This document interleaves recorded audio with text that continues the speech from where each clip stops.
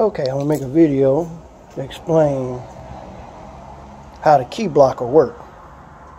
My key blocker, they say you need to use liquid metal. I don't know anything made out of liquid metal except aluminum foil.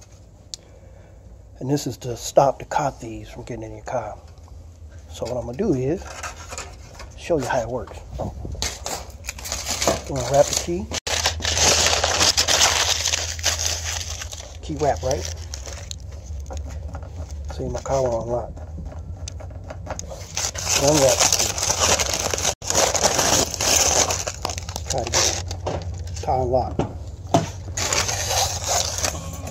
Get in the car.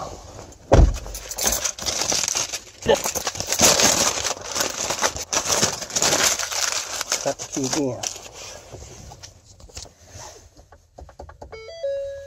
See, it said no key detected. Car's not going to start. Unwrap the key. Key starts. Oh, car starts. So, that's how that works. Wrap the key up every night. Make a little box. Put aluminum foil. Then you ain't got to worry about somebody stealing car or breaking in your car. Because it's covered with the so-called liquid metal, which I call aluminum foil. Okay? That's how that works.